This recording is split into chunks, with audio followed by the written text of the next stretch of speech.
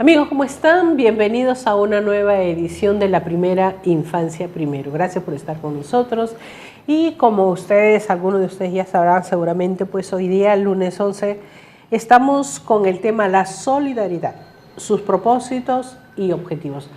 Hay que un poquito detallarlas porque sabemos que el peruano es solidario, pero muchas veces no entendemos, no interpretamos bien qué significa eso y cómo podemos nosotros ser solidarios con tanta necesidad que nuestro país tiene.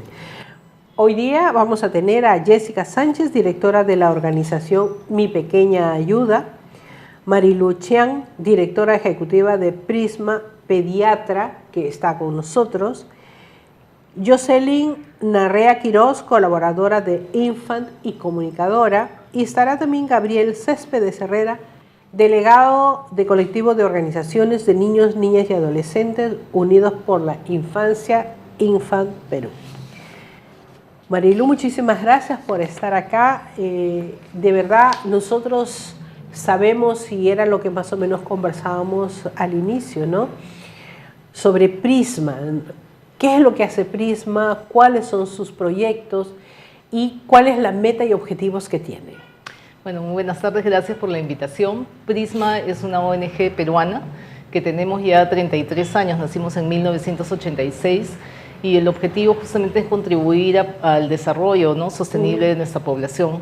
Nosotros empezamos trabajando alrededor del tema de reducir desnutrición infantil, mejorar todo lo que era salud y nutrición materno-infantil. Empezamos en San Juan de Miraflores, en una zona urbana marginal, en los años 86.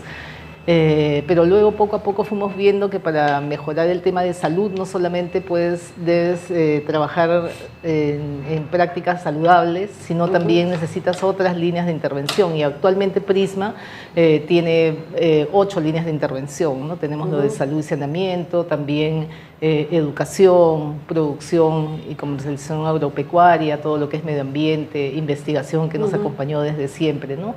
En el tema específico de salud y alimentación infantil ha sido nuestro foco la primera infancia, ¿no? Porque realmente es el futuro de los niños y hay mucho por trabajar en el potencial que ellos tienen, ¿no?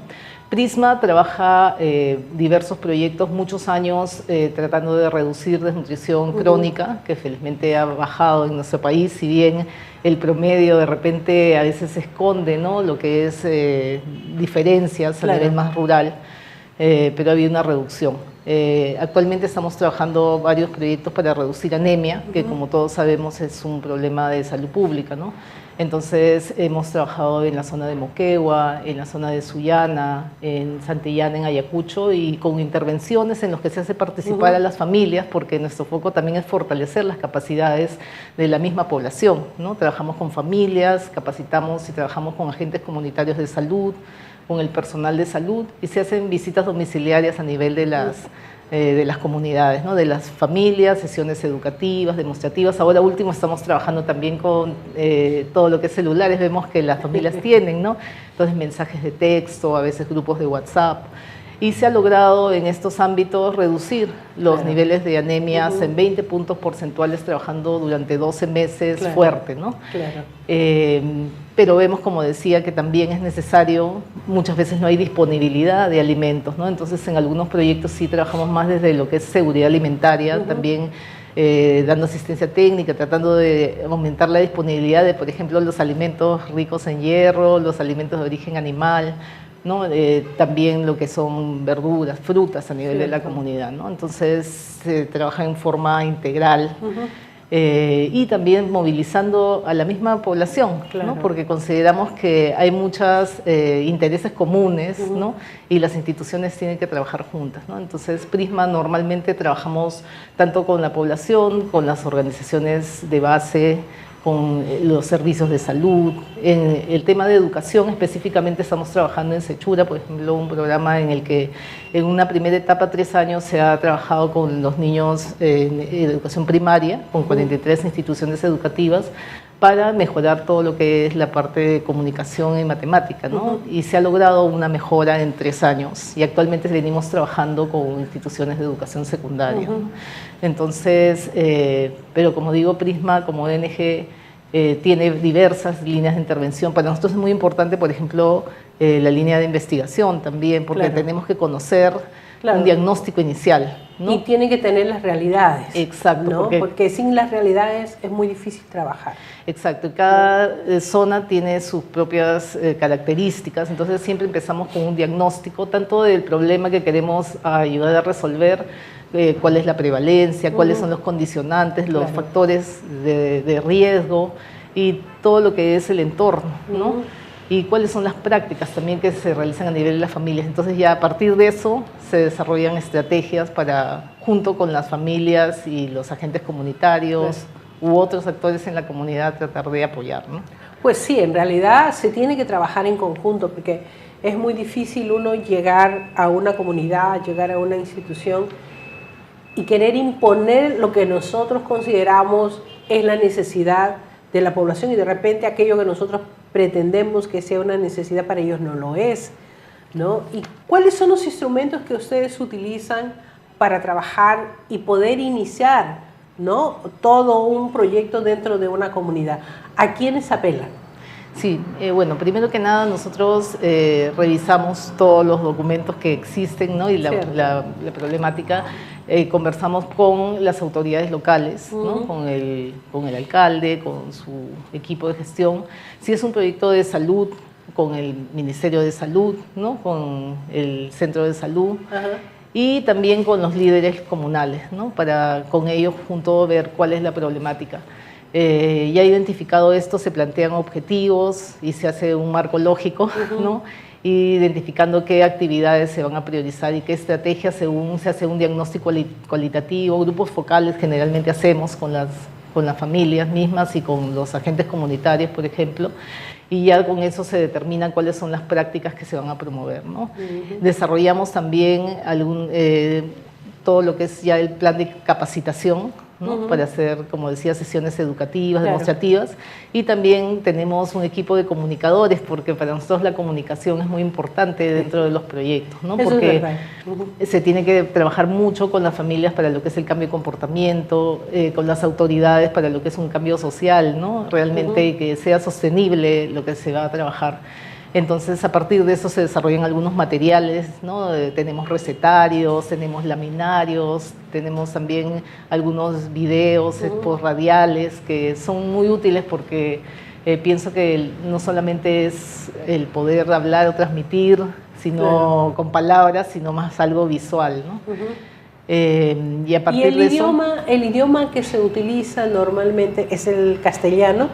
En los proyectos, en las zonas donde hablan castellano, sí, pero donde hablan quechua, nosotros porque siempre es muy vemos de... el idioma, ¿no? Sí, entonces vemos de contratar personal que hable el idioma, ya sea quechua. Hemos tenido oportunidad de trabajar mucho tiempo en una zona con población machiguenga, y contábamos en el equipo con 2 técnicas de la zona para que hablen el idioma, porque es diferente, ¿no?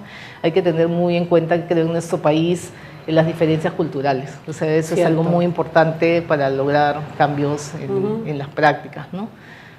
En realidad es muy importante poder comunicarse con las personas, como bien señala, porque muchas veces uno intenta transmitir algo y si a uno no lo entienden es muy difícil. Por eso en estas comunidades, especialmente las más alejadas, los líderes, ¿no?, los líderes de cada comunidad adquieren una relevancia muy grande, porque normalmente son las personas que tienen el idioma, los 2 idiomas, ¿no? El nativo, el que hablen, y el castellano, que también hace para que se pueda comunicar en los 2 idiomas, porque de otra forma sería muy difícil, ¿verdad? Sí, ¿no? Y eso es básico, ¿no? El idioma y también la cultura misma, ¿no? Y las prácticas. Y muchas veces la población tiene sus formas propias de hacer las cosas, ¿no?, que están bien, ¿no? Y hay que ver cómo de repente pueden algunas cosas mejorar, pero no cambiarlas del todo. Me estaba señalando que habían 2 trabajos muy puntuales que habían desarrollado para combatir la anemia y la desnutrición. Sí. Porque esos problemas aparentemente no se ven, ¿no? Porque un niño desnutrido, uno no se da cuenta que es un niño desnutrido. Mejor dicho, no se ve de inmediato, ¿no? Porque las consecuencias son a larguísimo plazo y quizás en muchos casos no son necesariamente recuperables, igual que la anemia. ¿Cómo es que ustedes utilizan los recursos para poder hacer hasta ciertos cambios de tradición en la alimentación de las familias? Sí, bueno, ahí nosotros tratamos de ver cómo se mejoran algunas prácticas de alimentación, ¿no? Hasta los primeros 6 meses sí promovemos mucho la lactancia materna exclusiva. Lógico. Sin el uso de agüitas, de otras leches, de otros alimentos que a veces todavía los vemos, ¿no? Y pensando que el niño tiene sed, le dan agüita cuando el 80% de la leche materna es líquido.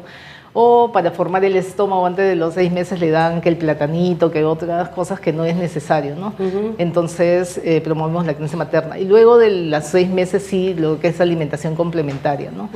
Y tratar de tener una frecuencia, una consistencia, una cantidad adecuada a la edad del niño. Claro. Y ahí vemos mucho que productos locales también hay, porque tiene que ser con los productos que hay para que la mamá pueda tenerlos a la mano. En el caso específico de anemia sí vemos, por ejemplo, que es muy importante los alimentos ricos en hierro, alimentos de origen animal sobre todo, ¿no? Porque si bien hay algunas lentejas o espinacas que pueden ser, que tienen hierro, pero la absorción del hierro es poca. Entonces sí vemos la forma del consumo, ¿no? Sí, y muchas veces hay disponibilidad de menudencias, hígado de pollo, la sangrecita, ¿no? Tratar de promover cosas que sí están al alcance. A veces lo que hemos visto en comunidades es que tampoco no hay donde refrigerar, ¿no? Pero también se puede promover el secado, por ejemplo, de algunos alimentos.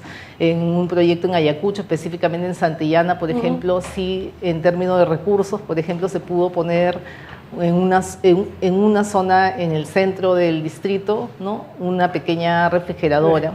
Que se podía tener.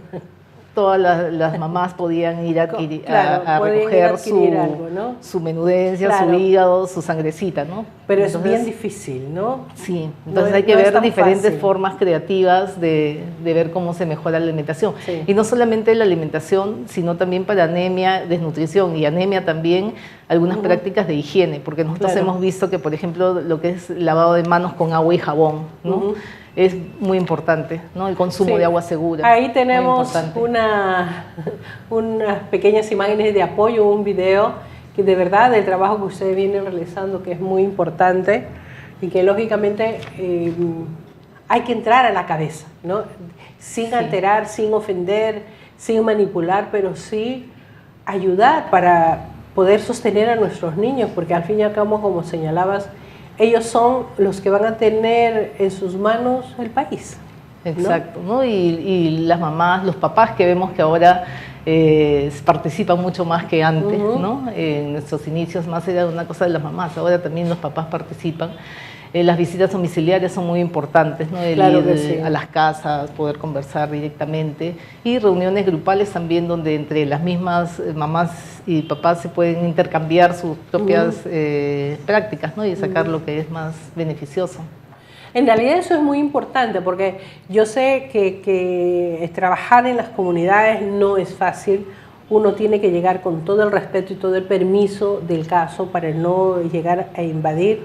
Pero también es muy importante que las comunidades entiendan que el trabajo que ustedes hacen, en este caso como Prisma, pues lo hacen en favor de los más necesitados. Exacto, y una cosa que nosotros tratamos siempre como Prisma es de llegar a los lugares más alejados, ¿no? A los lugares más rurales, a los lugares donde más se necesita, porque las diferencias son significativas, ¿no? En cuanto a los problemas que hay. Claro. Y, como decía, poder hacer participar a todos, ¿no? ¿Cuáles son los nuevos proyectos que ustedes tienen? Bueno, tenemos unos proyectos para reducir anemia específicamente en la zona de Pasco, en la zona de Junín, en la zona de Paita, ¿no? Estamos trabajando con alrededor de 700 niños, 500 niños menores de 3 en cada uno de estos ámbitos. Capacitando agentes comunitarios, haciendo todo este trabajo con las familias. Tenemos también el proyecto de educación secundaria, que ahí sí estamos trabajando ya con adolescentes, que es otra población muy importante. Y es otro mundo. Sí, y los adolescentes también es muy importante porque ellos también son los futuros papás, ¿no? De aquí a unos años. y la salud y la educación de ellos es Claro. muy relevante, ¿no? Sí, eso es muy importante. Me gustaría que usted pudiese darle un mensaje a todas estas comunidades a las cuales ustedes participan y sobre todo pues la labor que vienen realizando, que a mí me parece muy importante, por eso el tema de la solidaridad es muy importante. Sí, no, y me olvidé de mencionar que también estamos trabajando en Villa María del Triunfo, ¿no? Con instituciones de educación inicial, pero promoviendo justamente también todo lo que son prácticas saludables y el tema de salud y alimentación, ¿no? Bueno, yo le diría a las comunidades que en general que nos juntemos, que unamos esfuerzos y que toda la población junta con las ONGs como Prisma, con el sector salud, con el sector de educación, podemos vencer todas estas dificultades y problemas que nos aquejan, ¿no? Y tener un país mejor y una población con su desarrollo óptimo y una infancia, ¿no? Con todo lo que es su óptimo desarrollo. Cierto. Muchísimas gracias por haber estado con nosotros. Nos vamos a un pequeño corte y regresamos enseguida.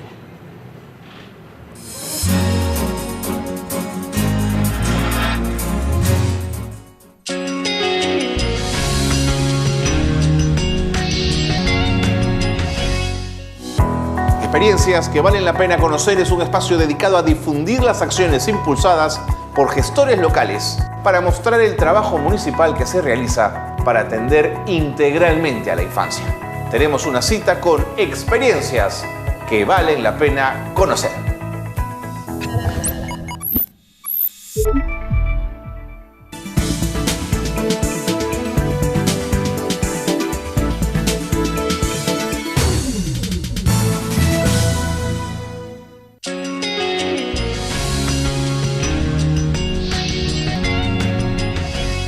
Muy pronto, un programa de música, tecnología, cultura, voz y opinión, un programa para jóvenes.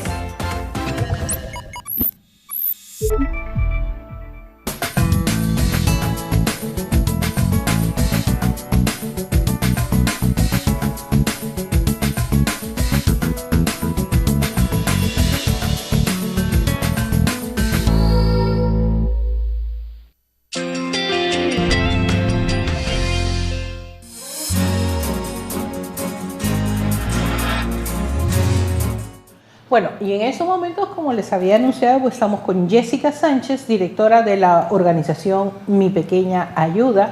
Es una institución que de verdad realiza unos trabajos fantásticos. He tenido la oportunidad de ingresar a sus diferentes páginas y me parece pues que el tipo de ayuda así directa que dan es muy importante y por eso vale la pena conocerlos. Jessica, gracias por estar acá. Yo sé que para ti es un poco complejo venir hasta acá porque tú residencias en Cusco y en el mundo entero, valgan verdad, ¿no? Tú caminas mucho por todas partes. A mí me gustaría conocer un poquito de Mi Pequeña Ayuda, qué es, qué hace, cómo la hace, para que todos nos informemos, ¿no? Bueno, gracias ante todo por la invitación. Mi Pequeña Ayuda es una organización que está radicada en Ollantaytambo, en Cusco. Nosotros trabajamos con personas con discapacidad, ayudamos a niños y jóvenes con discapacidad o de bajos recursos de la zona, valga decir Ollantaytambo y alrededores, en la región Cusco. Nosotros damos acceso a educación, a salud y a capacitación de personas que no la tienen como tal, ¿no? Con el fin de mejorar su calidad de vida. Nosotros tenemos varias áreas de trabajo. Nuestro proyecto principal es el proyecto de apoyo integral a los beneficiarios, en el cual apoyamos a 17 niños y jóvenes, dándoles acceso a distintas oportunidades y distintas actividades que hacemos con ellos, de acuerdo a planes individualizados, ¿no? Entonces el apoyo ahí es un poco más puntual de acuerdo a cada necesidad. También tenemos otros proyectos educativos, enseñamos inglés en 2 escuelas públicas de la zona y enviamos voluntarios a que puedan ayudar en centros de educación especial con los que trabajamos en Cusco y en Urubamba. Por otro lado, a lo largo del año hacemos campañas de salud que son eventuales y de ayuda social y además tenemos proyectos de desarrollo comunitario para poder nosotros también dar a la comunidad un poco, o ayudaros a mejorar, claro, ¿no? Claro. En realidad es muy interesante lo que hacen. ¿Cómo es que se inició Mi Pequeña Ayuda? Porque yo sé que tiene un historial bastante interesante. Bueno, esta organización fue fundada por un grupo de personas inglesas que vieron la necesidad no atendida del segmento de discapacidad, ¿no? O sea, no sé si... Bueno, yo sé que sabes que en la zona andina, sobre todo, Cierto. la discapacidad es vista como una... o era vista como una... algo malo, ¿no? Algo que... Es como nace una persona enferma con cierto tipo de discapacidades, es el ave de mal agüero que llega a la comunidad. Son cuestiones culturales, tradicionales. Agradezco tu sensibilidad por no decirlo, pero esa es la realidad. La realidad es que cuando un niño, si uno viaja por estas zonas, especialmente altoandinas, vemos que no tenemos a los niños con ciertos problemas que lo vemos acá en la ciudad, porque los niños son literalmente resguardados, ocultados y guardados, claro, salvando las excepciones, pero no se ve ese tipo de niños, que es muy común en ciertas zonas, más que nada por las creencias, y las creencias pues tienen mucho peso, eso es verdad, pero hay una serie de problemas que se viven tal cual en cualquier otro lugar, con niños con cierto tipo de problemas y que están en desventaja porque son ocultos. Exacto, y el problema también radica en la educación, ¿no? Porque, como bien mencionas, las personas están o ven a sus hijos como un ave de mal agüero, ¿no? Entonces, ya esa percepción ha ido cambiando un poco, pero de todas maneras existe todavía niños o personas con discapacidad que están ocultas en sus casas, ¿no? Y es así como nació esta organización. Se encontró un caso específico y se vio una necesidad no atendida en la región, ¿no? Entonces, hubieron diferentes proyectos a favor de las personas con discapacidad, se creó la organización y hace unos 4 años ya estas personas me traspasaron la organización, ¿no? Entonces ahora es una organización totalmente independiente en Perú a mi cargo, ¿no? Entonces, en el tema de la discapacidad, volviendo, lamentablemente también falta sensibilización de la población.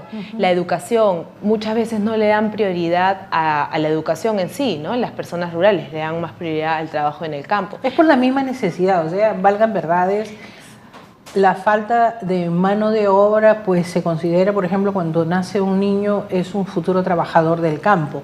Cuando nace una niña será una trabajadora del campo, pero a sus inicios será una niña que trabaja en casa, cuidando probablemente otros hermanitos y haciendo las funciones de ama de casa, lo cual es bastante duro. No vamos a generalizar, por favor, pero es una realidad que se vive en forma muy frecuente, ¿verdad? Sí, y yo creo que es algo cultural que debemos cambiar, ¿no? Porque así como las abuelas, las madres han sido criadas de la misma manera, entonces ellas han hecho durante toda su vida las labores de la casa, los chicos de las labores del campo, entonces están acostumbradas a que a sus hijos los traten de la misma manera, ¿no? Entonces nosotros siempre estamos lidiando con padres que al final tratan de darle lo mejor a sus hijos, pero a la vez también los cargan a los niños de muchas tareas que no les competen, ¿no? Claro. Entonces es algo cultural que yo creo que hay que ir cambiando y, como bien mencionas, es respecto a la falta de recursos también, ¿no? Entonces todos los niños, a veces, por ejemplo, nos ha pasado que personas que apoyamos, los niños dejan de ir a la escuela por ir a trabajar en la chacra. Entonces nosotros nos tenemos que poner firmes y decimos, la escuela es primero, ¿no? Entonces, gracias a Dios, nuestra organización es una organización bien familiar. Las personas que entran como beneficiarios de Mi Pequeña Ayuda se vuelven parte de nuestra familia y nosotros nos volvemos parte de ellas, ¿no? Eso hace que nosotros tengamos lazos fuertes con las familias y por ende podamos aconsejarlos de mejor manera. Es más, ellos a veces tienen, ante alguna emergencia, nosotros somos una de las primeras llamadas, ¿no? Entonces, eso nos permite también ayudar a que, a que este pensamiento vaya cambiando, porque yo creo que a nivel Perú necesitamos también un cambio de pensamiento y un cambio de programación. Mira, la verdad es que en ese sentido hace mucho tiempo que ha venido este pensamiento bastante interesante, donde existe el calendario escolar, porque tú dices nos tenemos que poner firmes, y es verdad, porque es la alternativa. Hay que cumplir la ley, hay que ir al colegio y hay que tomar cierto tipo de vacaciones en ciertos periodos. Pero la gente de campo tiene que preservar la labor del campo, y no es que yo esté señalando que hay que priorizar, sino que el currículum escolar de esta gente rural debería ser diferente. Hace rato que ese pensamiento circula en las autoridades. ¿Por qué? Porque una cosa es la gente de la costa, con el clima que se tiene en la costa, y otra cosa es la gente de la sierra o de la selva, que tiene grandes diferencias, y como en muchos otros países que son un ejemplo, pues de acuerdo a la región tienen sus calendarios escolares. Yo creo que eso sería muy interesante como para ponerlo a pensar. Sin ir muy lejos, el horario escolar también es diferente, ¿no? Claro. Entonces, en las ciudades andinas no pueden instaurar el horario extendido, como le llaman. ¿Por qué? Porque muchos de los niños caminan 2-3 horas para llegar al colegio. Cierto. Eso significa salir a las 3 de la tarde y llegar a las 6 de su casa, y es peligroso, ¿no? Entonces, sí. Yo creo que también hay que acomodar a la realidad local, pero a la vez pensar regionalmente, ¿no? Como Cierto. dices. No, sí, eso es muy importante, porque de verdad un país y las autoridades están para pensar en la población, punto. De verdad, para mí no existe otro concepto. Eso es lo más importante que se tiene con relación a cómo se puede favorecer a la mayoría para que el país surja. De otra forma, sin formación, sin educación, es muy difícil. Exacto. Cuéntanos cómo llegar a tu institución, cómo hacer los donativos, porque ustedes también reciben donaciones, ¿no? Y sobre todo, ¿qué tipo de discapacidades están trabajando? Bueno, nosotros trabajamos todo tipo de discapacidad. Tenemos intelectuales, sensoriales y físicas. Nos pueden ubicar a través de nuestra página web o nuestra página de Facebook, que vamos a dar los datos. Y también quiero invitar a las personas que quieran hacer un voluntariado con nosotros. Nosotros siempre recibimos voluntarios para que puedan apoyarnos, ¿no?, en la labor que hacemos, y está abierto a lo largo del año. ¿En qué ciudad puntualmente se podría ejercer el voluntariado? Porque la sede es en Cusco, me encantaría vivir allá. Bueno, estás bienvenida si deseas participar. Nosotros tenemos una casa de voluntarios en Ollantaytambo, que está a 2 horas de la ciudad de Cusco, en la cual nuestros voluntarios se quedan mientras realizan el voluntariado. Exacto.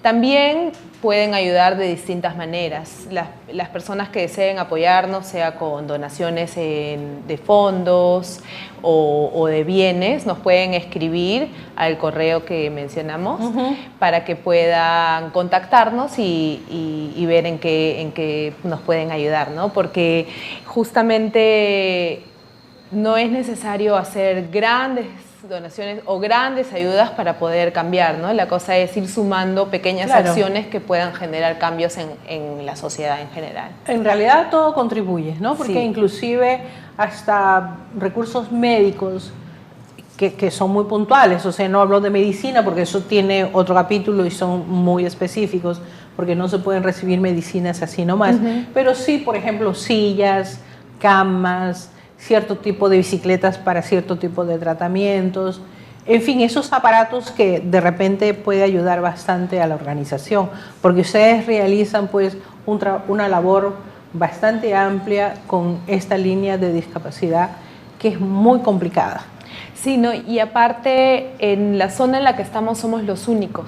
Entonces hay mucha gente que vive en comunidades aledañas que no tiene el acceso a educación de calidad o a rehabilitación o salud, ¿no? Entonces nosotros tratamos de poder llevar a esas personas una mejor calidad de vida a través de las actividades que les podemos ofrecer, ¿no? ¿Cuál es la población que ustedes tienen en estos momentos en educación?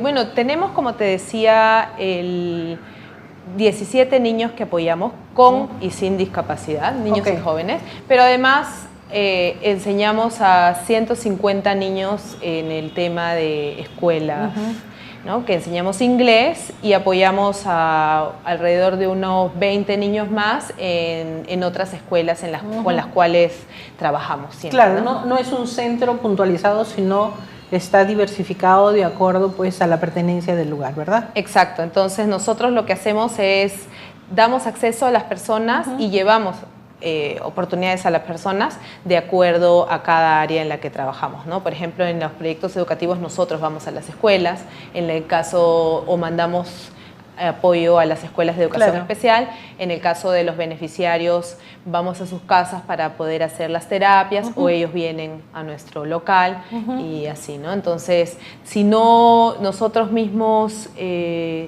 no podemos dar las herramientas necesarias, buscamos otras alternativas, ¿no? Por ejemplo, tenemos un caso de un niño que enviamos todos los días a estudiar a Cusco porque a una escuela de educación especial y está aprendiendo el lenguaje de señas, ¿no? Cosa que antes no tenía la oportunidad de aprender. Entonces vemos la mejor, por eso te comentaba acerca de los planes individualizados, porque vemos la mejor alternativa para cada caso y de acuerdo a ello buscamos las opciones que podamos dar. Aparte que nosotros siempre hacemos un seguimiento a la salud y a la educación de cada uno de nuestros beneficiarios, ¿no? Perfecto. Haz una invitación ya para cerrar nuestra conversación para todas las personas que quieran ingresar a Mi Pequeña Ayuda. Bueno, los invito a Mi Pequeña Ayuda o My Small Help Perú, como nos pueden encontrar en Facebook. Nuestro programa de voluntariado está abierto para poder participar todo el año. Además, tenemos distintas formas en las que uno puede ayudar, ¿no? Entonces, los invito a participar y a sumar a nuestra causa para poder ayudar a más personas en Cusco. Perfecto, muchísimas gracias Jessica por haber estado con nosotros, por habernos hablado de Mi Pequeña Ayuda, que me parece muy importante. Y con ustedes, amigos, nos vamos a un pequeño corte y regresamos enseguida.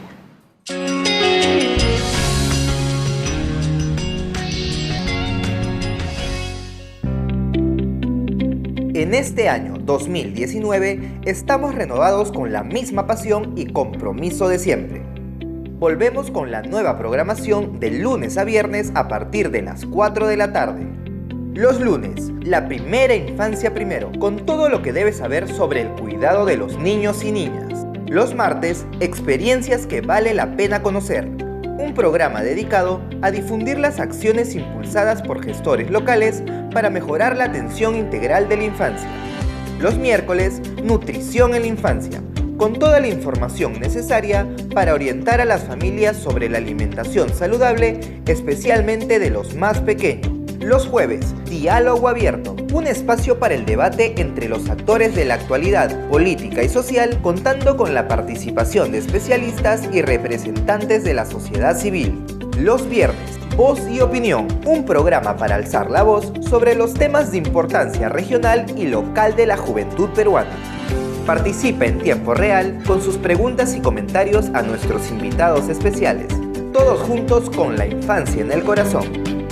Salgalú, comunicación que nos acerca.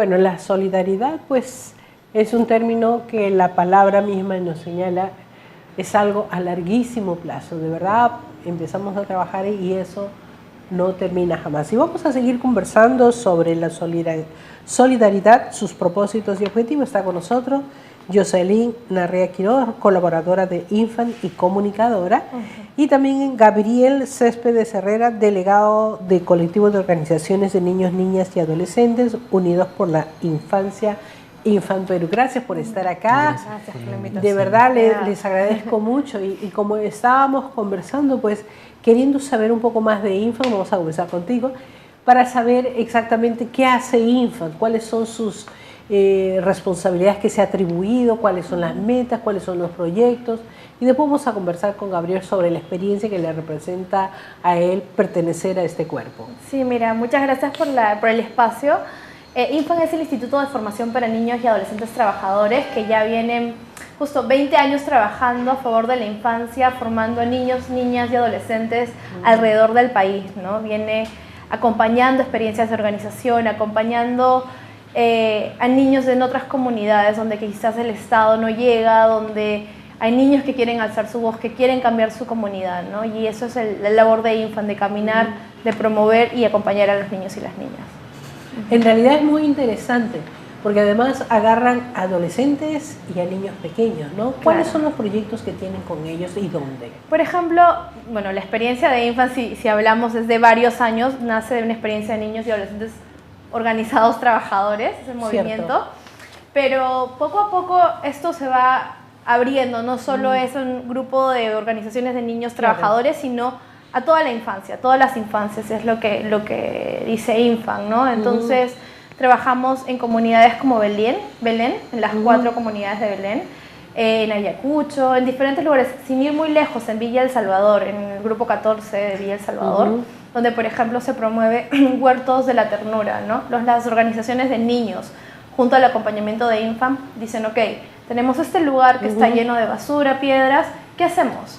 Vamos a transformarlo y ahora, después de muchos años, este es un huerto de la ternura, un huerto lleno de plantas, donde la comunidad compra los vegetales, los niños se involucran. Entonces es todo un trabajo comunitario que ha venido gracias al acompañamiento y a la formación, ¿no? Entonces, así como esta experiencia, estos proyectos tenemos en Iquitos, niños al rescate, niños más grandecitos, adolescentes que cuidan a los niños más pequeñitos cuando en la selva, por ejemplo, sube el agua cada 6 meses y todo está inundado. Entonces, cuando un niño pequeño quiere cruzar o no sabe nadar, no hay cómo. No hay cómo, y había niños que se ahogaban. Entonces nace la idea de niños al rescate. Entonces, niños guardianes de otros niños, ¿no? Entonces, hay varios proyectos que Infant viene desarrollando en favor de la infancia. Antes de conversar con Gabriel para saber de su experiencia y cómo llegó, pues veamos un pequeño video para recrear. De verdad, es muy, muy lindo este video que ellos nos han permitido utilizarlo para que ustedes vean. Adelante.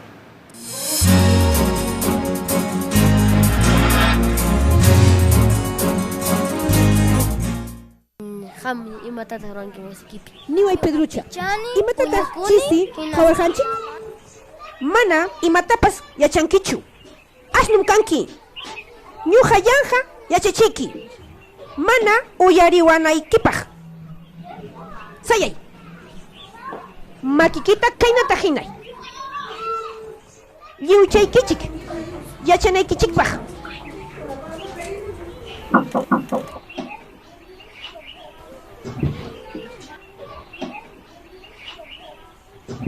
Imatamunanki. Direction manta rapita apamuchkani. May pikachka.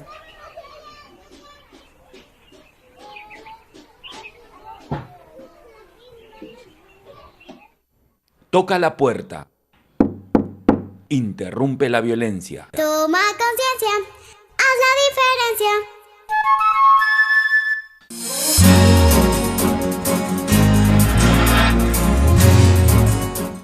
A ver, Gabriel, cuéntanos de este video. El video que acaban de ver es respecto a la campaña del Toca la Puerta. El Toca la Puerta es una de las acciones que realiza Infant en conjunto con cada una de las organizaciones. La idea del toca la puerta surge a raíz de que nosotros hablamos del tema de violencia, el tema de castigo físico y humillante, y de qué forma es que nosotros como niños y adolescentes, involucrándonos dentro de aquello, podíamos detenerla. Entonces el toca la puerta surge como forma no solamente sencilla, sino desde donde no solamente los niños y adolescentes pueden participar, sino cualquier persona dentro de la propia sociedad que ve las formas en las que las personas castigan a los niños y adolescentes y decirle alto, esto no está bien. A mí me gustaría saber de tu experiencia, ¿cómo llegaste a Infant y cómo te has sentido? Llego a Infant cuando tenía aproximadamente 11 años. Estaba siendo representante del Consejo Consultivo de Niñas, Niños y Adolescentes, que es un espacio de la Municipalidad Metropolitana de Lima. Recibí la invitación para formar parte de un retiro, si más no me equivoco, respecto a las salvaguardas del Banco Mundial. A partir de ahí es que me empiezo a involucrar con Infant, a poder conocer cada una de las acciones, y respecto a ello también conocemos el Abrazo por la Infancia, que es una de las acciones que realizamos en el marco de la Convención de los Derechos de las Niñas, Niños y Adolescentes. Ahí es donde puedo conocer el trabajo y puedo involucrarme dentro de él. ¿Y qué fue lo que hiciste? Porque me gustaría saber cómo es que llegaste, ya nos has comentado, y qué te correspondía hacer. ¿Cuál fue el papel que tú desarrollaste en Infant? Infant y nosotros somos parte del colectivo de Niñas, Niños y Adolescentes Unidos por la Infancia, que trabaja con Infant, con colaboradores como ellos que nos apoyan dentro del tema de las reuniones. Para ello nosotros emprendemos diferentes acciones. Por ejemplo, el tema del Abrazo por la Infancia. Hemos realizado acciones en diversos espacios. El Encuentro Internacional fue uno de los espacios donde pudimos reunirnos con chicos de diferentes países, a conocer diferentes realidades y las diferentes acciones de cada uno. Por mi parte, por ejemplo, yo y mis compañeros de Belén, como yo ya lo había contado, tuvimos la oportunidad de viajar a India a poder conocer respecto a uno de los programas y las campañas que nuestros compañeros del campamento Humana Bachpan estaban desarrollando. Entonces, creo que nosotros, y no solamente por mí, sino cada uno de mis compañeros, hemos podido involucrarnos de forma directa, desde como lo hicimos en la organización, desde la planeación hasta poder ejecutar el proyecto, que es lo que para nosotros como niños y adolescentes organizados es importante, ¿no? Participar desde la propia planeación de las cosas y poder ver el fruto de las cosas que nosotros emprendemos juntos. Me parece muy bien, o sea, has hecho una gran labor dentro de la organización, por lo visto. Jocelyn, este video que acabamos de ver, Toca la Puerta, ¿cuál era en realidad el mensaje? O sea, ¿cuál era la alerta? Porque tiene un mensaje bastante interesante. Sí, Toca la Puerta, esta es la segunda edición en realidad, porque ya hace años atrás se lanza esto como acción-reacción. Nace con las organizaciones de niños en principio, dicen, okay, ¿qué vamos a hacer? Hay muchos índices de violencia, estamos en ese momento trabajando la campaña Infancia sin Castigo y sin Violencia, para aprobar la ley contra el castigo en esa época. Gabriel viene de la experiencia de toda la movilización en el Congreso y el lobby y todo esto que implicó, pero que él Toca la Puerta dice, ok, muchas de las personas, la violencia está siendo consentida, la violencia, si a un niño le están pegando en la esquina, en la calle, pues ese no es mi problema y la gente Nadie pasa. hace nada. Exactamente, entonces el Toca la Puerta es un llamado a tomar conciencia y decir, podemos hacer acciones muy chiquitas que marcan la diferencia. Por ejemplo, esta de la regla es muy interesante porque fuimos a grabar con un equipo a Ayacucho, con una escuela, y cabe decir que son chicos no actores, son chicos de la misma escuela, chicos organizados, que dicen, ok, queremos mostrar esta realidad porque es lo que pasa, ¿no? Entonces los profesores incluso se compran el papel y dicen, vamos a actuar esta situación muy cotidiana que pasa, y es como los niños son actores e interrumpen la violencia con algo tan sencillo como tocar la puerta y decir, estamos llamando a la directora. La directora la llama, aunque en verdad eso no sea cierto. Entonces, Toca la Puerta tiene como varias secuencias, que las pueden ver en nuestras redes sociales en realidad, donde hay situaciones que pasan en Iquitos, en Lima, en Ayacucho, que tratan de hacer un llamado con diferentes contextos, no solo quedarnos en el contexto limeño de decir, esto es lo que pasa aquí, no, sino llevarlo a otras realidades también, que es lo importante para nosotros. Y porque son realidades que, por desgracia, se viven en el Perú, no es una realidad exclusiva de una zona, de una región o de una comunidad, es en el Perú entero. Y los últimos reportes del Ministerio de la Mujer nos dicen que la violencia ha incrementado, entonces no sabemos si... creemos que puede ser el tema de que ya se están sensibilizando casos que ahora es más común denunciarlos, se está visibilizando, pero ahora es importante tomar acción para saber qué es lo que sigue, ¿no? Programas de acompañamiento, pautas de crianza, que es muy importante, ¿no? No soy ajeno o indiferente a lo que está pasando en mi país. Entonces, toca la puerta es un llamado a la acción. Toca la puerta, interrumpe la violencia. No te está pidiendo que te involucres más, pero sí te está diciendo, tú puedes corta hacer la violencia. Exacto, ¿no? a inmediato, es como claro. a corto plazo, es inmediato. Cierto, cierto. Aunque para muchas personas eso es como medio complicado, pero es verdad, si uno es vecino de alguien que está golpeando a un niño de las diferentes maneras, que es parte de nuestra cultura que debemos erradicarla, pero el tocar la puerta es como decirle, oye, te estoy escuchando. Sí, es que es eso, en realidad el toca la puerta busca dar otras realidades. Por ejemplo, en Iquitos había este video de, me acuerdo mucho de esta niña que escuchaban que estaban castigando a un vecino porque las casas también son muy chiquitas y pegadas y se escucha todo, y toca la puerta y le dice, sale el señor molesto y le dice, sí, y tiene azúcar, y es como que no, y la niña es como que te doy un poco para que te endulces. Y como que esas acciones, acción-reacción tan fuera del momento, corta la violencia de alguna forma, ¿no? Entonces yo creo que es eso, con estos casos hacer un llamado a la sociedad de que podemos hacer un cambio. Muchas veces nos quejamos y nos decimos, ay, tanta violencia, o en las noticias y estas cosas, pero yo creo que con acciones tan chiquititas como estas y puntuales, exacto, podemos hacer una diferencia. Los chicos, en realidad, Gabrielito es uno de ellos que viene en representación de otros chicos más que han trabajado por muchos años el tema de la prevención de la violencia, ¿no? En Iquitos, en Ayacucho, a nivel nacional, ¿no? Y eso yo creo que es muy interesante, porque no solo son las instituciones, sino las organizaciones de niños que se suman también para contribuir a un cambio. No es ser lo que siempre nos decían en las organizaciones, no solo mostramos el problema, sino las soluciones, lo que queremos cambiar. Entonces, claro, eso es importante, ¿no? Porque de verdad hacer la lectura de cómo es sin resolverlo, de verdad, o sea, sí, se pone al tapete la problemática, pero hay que ir un poquito más allá. Vamos a ver otro pequeño video de ustedes también que nos han permitido mostrarlos. Es muy lindo, veámoslo y después lo comentamos.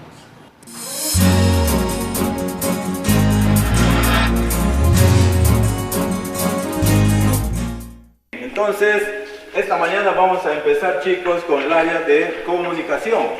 Rosita, ¿qué pasa contigo? ¿Por qué estás llegando a estas horas? Y todavía con sandalias. ¿Dónde están tus zapatos? ¿Por qué estás viniendo así? Te me vuelves a tu casa y el día de mañana retornas bien uniformado, con tus zapatos bien lustrados. No sé de dónde compra, de Belén o de otro lugar, pero mañana bien uniformado.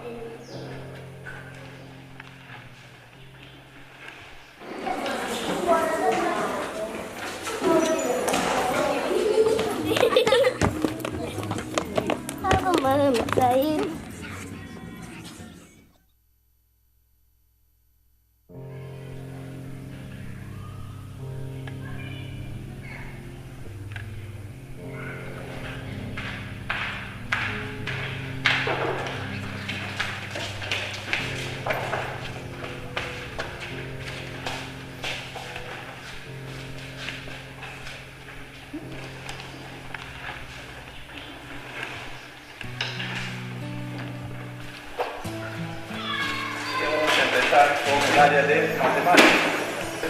A ver, abran sus cuadernos. El tema de esta mañana son los conjuntos. Toca la puerta. Interrumpe la violencia. Toma conciencia, haz la diferencia.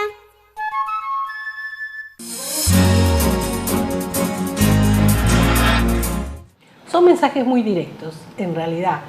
O sea, hasta me da mucha ternura el segundo video de la solidaridad de los niños, ¿no? Y que muchas veces sucede que nunca pensamos cuál es la problemática detrás de ciertas acciones o actuaciones o comportamientos. Siempre estamos muy predispuestos a juzgar, y en este caso nosotros tendríamos que pensar qué es lo que pasa en la familia de esta niña y por qué es que no puede traer sus zapatos, ¿verdad? Sí, en realidad nosotros con este video queríamos adaptar al contexto en la selva en Iquitos, donde en la cotidianidad el calor es tan fuerte que usar zapatos, un uniforme, implica mucho, implica el lavarlo, implica muchas cosas detrás que en realidad no es tan real al contexto peruano. Y yo creo que también esto parte del tema cuando los profesores no dejan entrar a los niños porque no están uniformados. Sí. Y salía de las mismas organizaciones de chicos diciendo de no es obligatorio, y ahora hay una norma, hay una regla donde el Minedu dice no es obligatorio entrar a estudiar con uniforme. Entonces, yo creo que parte por ahí, parte el hecho de la solidaridad, del trabajo en equipo, pero el decir que es tu derecho a recibir educación de calidad. Son 30 años de la Convención de los Derechos de las Niñas y de los Niños. ¿Y todavía seguimos peleando porque se cumpla?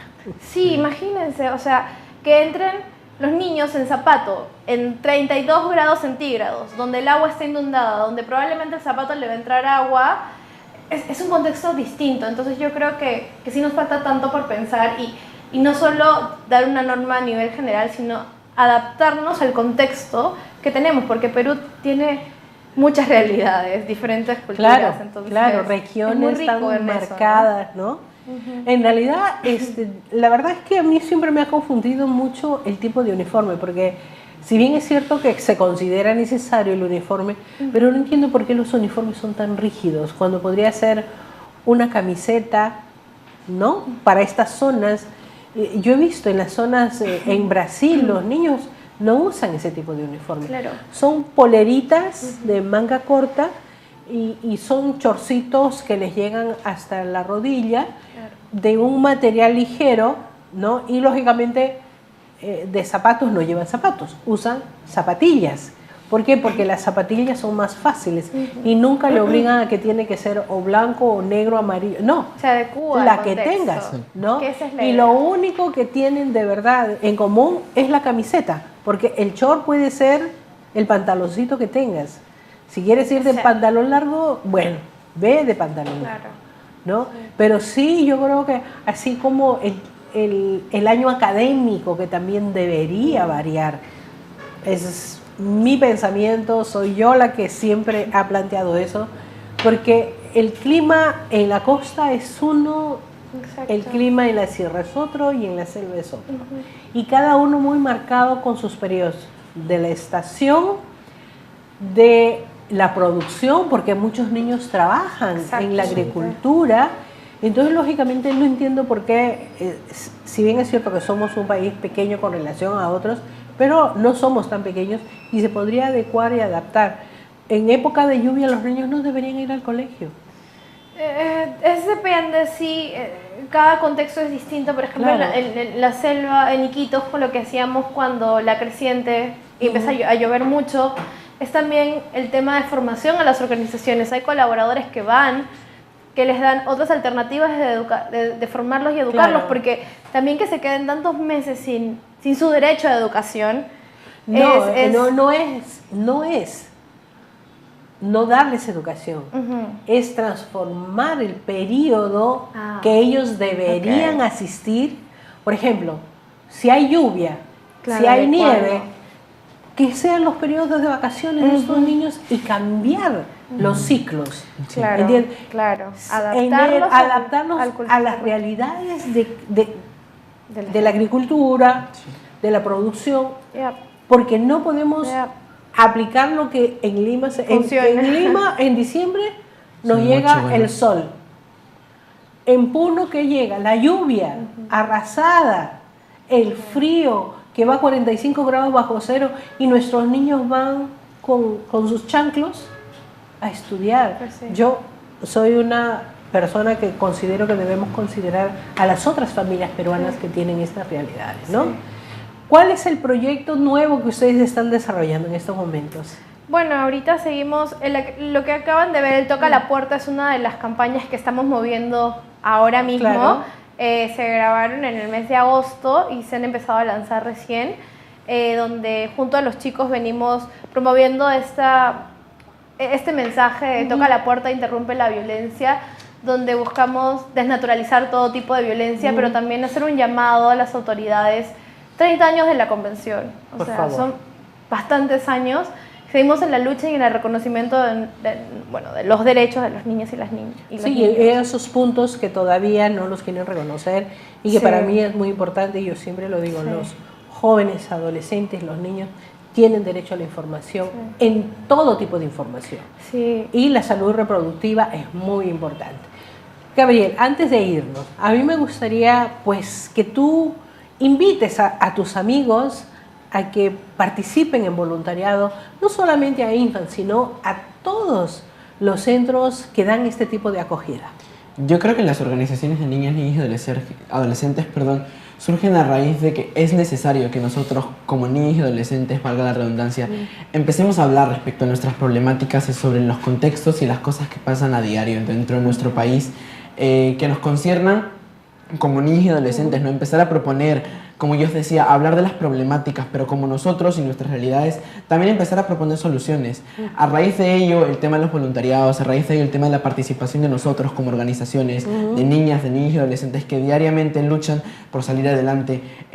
Nosotros como niños y adolescentes somos sujetos de derecho. Y es necesario empezar a conocer nuestros derechos para poder defenderlos. Y es a raíz de ello que es necesario que también empecemos a organizarnos. Perfecto. Yo les agradezco muchísimo que hayan estado con nosotros. Gracias. Vamos a seguir hablando y sobre todo la campaña esta de cortar la violencia me parece muy importante y todos nos vamos a sumar. Les agradezco mucho, de verdad, que hayan estado con nosotros y a ustedes también. De verdad, un tema muy importante, la solidaridad que todos debemos practicar. Y no se olviden, mañana tenemos experiencias que valen la pena conocer. Son experiencias que se pueden replicar. Nos vemos la próxima semana.